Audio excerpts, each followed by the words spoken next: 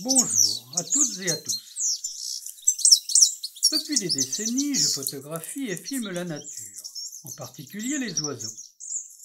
Pour plomber l'ambiance d'une soirée entre amis, il m'aurait suffi de programmer l'une de mes vidéos. En bref, j'étais seul spectateur face à ma passion. Comment comprendre que l'on puisse patienter 6 heures en affût, dévoré par les moustiques, pour quelques secondes d'image parfois inexploitables, de surcroît. Et puis l'informatique est arrivée à la maison. Fini le magnétoscope de montage fastidieux. Place au logiciel, pas toujours explicite pour le débutant. En 2012, j'ai osé poster ma première séquence. Et voilà, 10 000 abonnés aujourd'hui. Je n'en reviens toujours pas. Je peine à réaliser qu'il y a 10 000 personnes qui s'intéressent à mon travail et désireux de le suivre. Je leur dis un grand merci, sincèrement, car sans ces commentaires flatteurs, j'avais décidé de remiser tout mon attirail de prise de vue. Pour ne conserver que l'indispensable, en balade, une simple paire de jumelles. Certes, je devrais publier plus souvent. C'est pas de la paresse. Parfois si, quand même. 73 vidéos, c'est peu en une décennie. Je pourrais poster des rushs, régulièrement.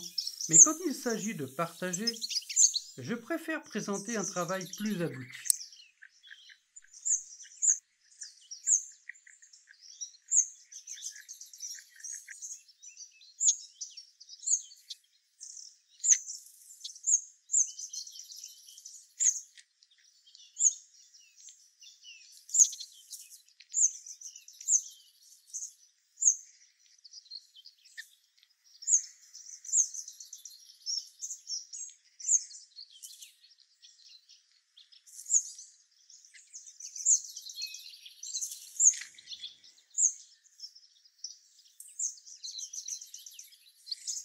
En totalité, ce petit documentaire m'a occupé 150 heures environ, dont 120 pour le montage en post-traitement.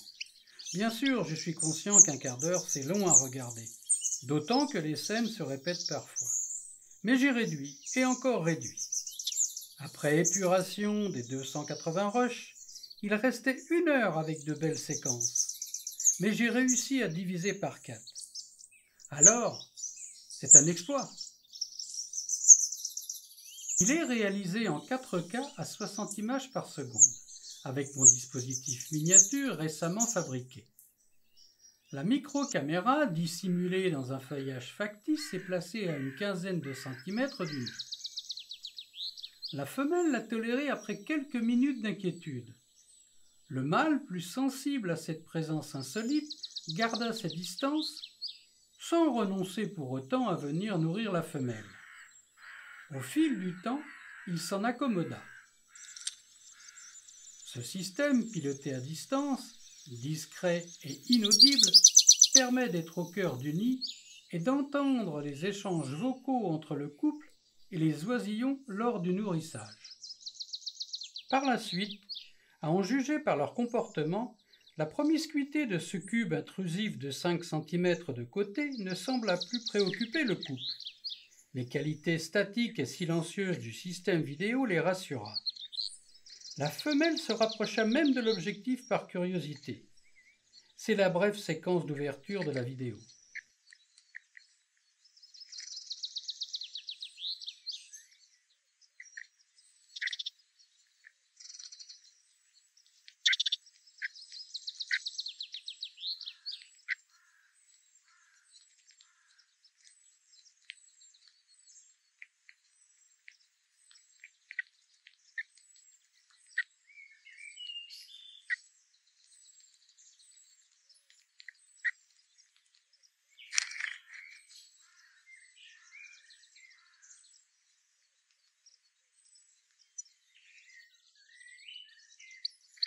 Cette saison, j'ai trouvé 3 nids de chardonneret. Celui-ci tout à fait par hasard dans un chemin longeant une voie ferrée.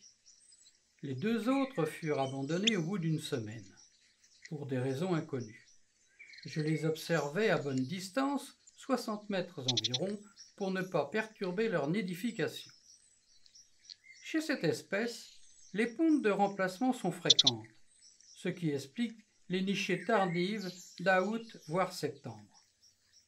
Dans la normale, c'est 2 nichées par an, parfois 3, d'avril à juillet. Toujours escortée du mâle, la femelle a bâti seule le nid dans un arbuste buissonneux à 1,80 m de hauteur. C'est du bel ouvrage. Ce labeur peut prendre 1 semaine. Il est composé de crin, mousse, radicelle, duvets végétaux, soie d'araignée. Bref, c'est une petite coupe interne de 5 cm de diamètre, douillette et de finition soignée.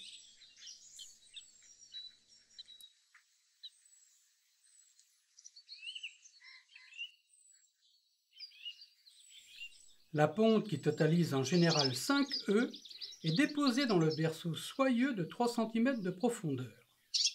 C'est d'ailleurs le cas pour celle-ci. C'est encore la future mère qui est chargée de l'incubation, qui dure entre 13 et 14 jours.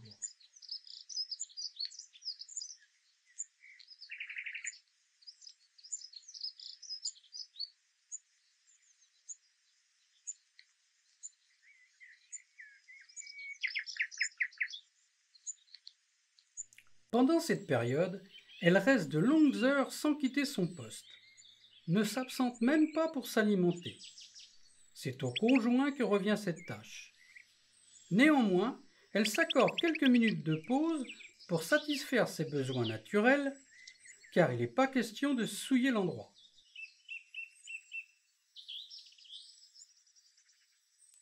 À la naissance, les oisillons sont quasiment nus, excepté une touffe duveteuse sur la tête principalement. Pour cette raison encore, incapable de réguler leur température, la mère doit rester pour les réchauffer. Dans quelques jours seulement, elle pourra participer pleinement à l'élevage. En attendant, comme l'ont montré les images, c'est le père qui ravitaille toute la famille. Il régurgite la bouillie blanche bec à bec avec sa femelle. Celle-ci la redistribue équitablement à la fratrie insatiable.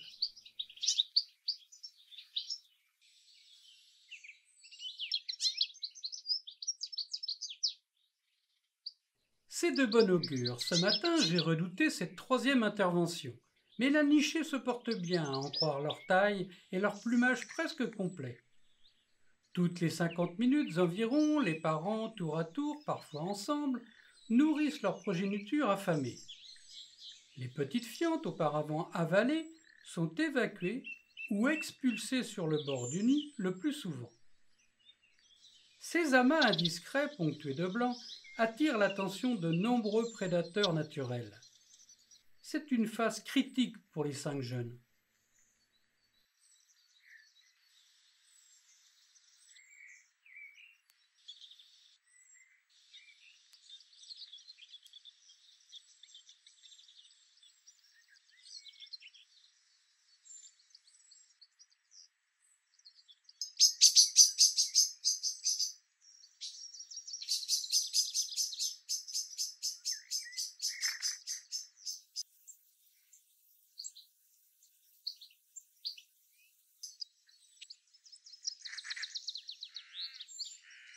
Arrivé vers 5h30, comme d'habitude, pour ne pas être dérangé par d'éventuels promeneurs, car il est préférable de rester discret pour ne pas dévoiler l'emplacement du nid.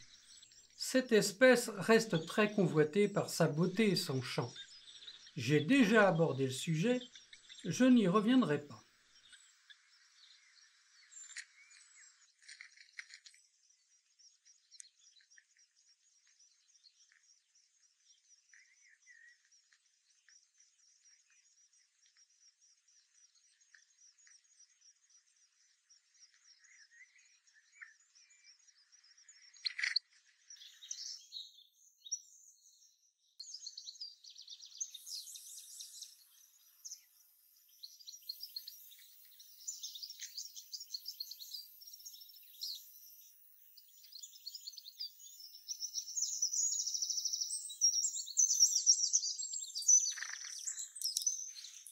La fraîcheur matinale force les 5 juvéniles à se blottir.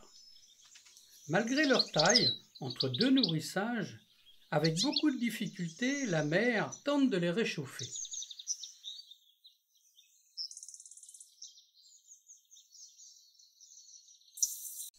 Maintenant, âgés de 10 jours, les 5 jeunes reçoivent des parents des rations beaucoup plus copieuses, composées essentiellement de graines diverses, car ce petit passereau est avant tout granivore, même s'il ne dédaigne pas quelques insectes à l'occasion.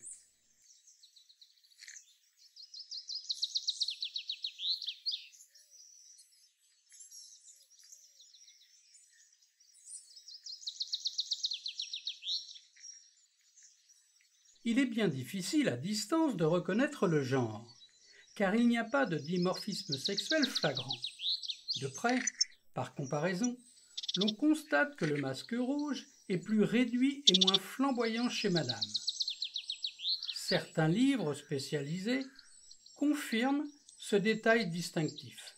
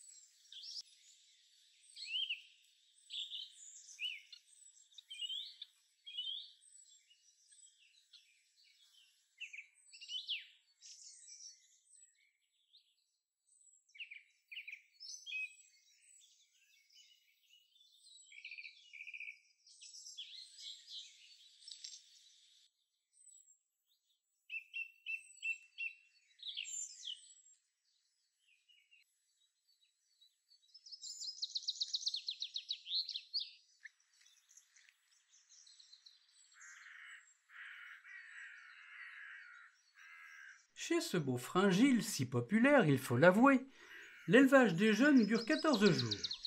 Avant de quitter leur berceau disloqué par leur croissance, ils nettoient avec minutie leur plumage et commencent les exercices de vol.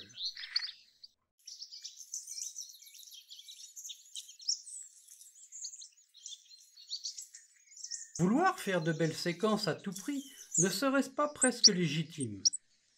Filmer cette nichée à son terme, avec en plus l'envol des jeunes, ne serait-ce pas formidable? Mais non, je n'y pense même pas, car je sais qu'à ce stade, une maladresse pourrait engendrer le départ anticipé des 5 jeunes. L'imaginer reste donc préférable dans ce cas. Je les vois, aux abords du nid, hésitant à prendre leur premier essor, sans précipitation, tout naturellement, sous l'œil vigilant des parents.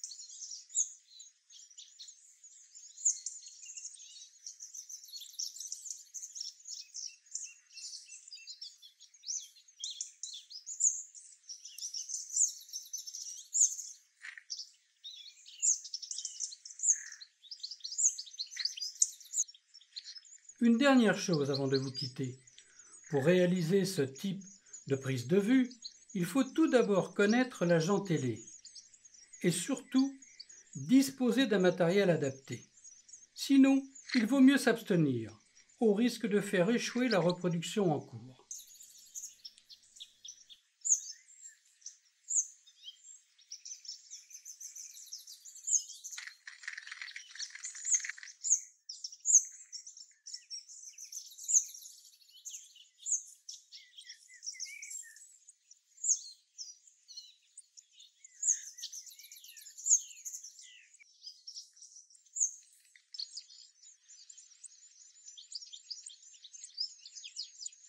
Le lendemain, je n'ai pu m'empêcher de venir regarder discrètement au travers du buisson. Ils étaient encore là. Voilà une histoire qui finit bien, ça me plaît. À bientôt et merci encore de venir partager ma passion. J'espère que certaines scènes auront retenu votre attention.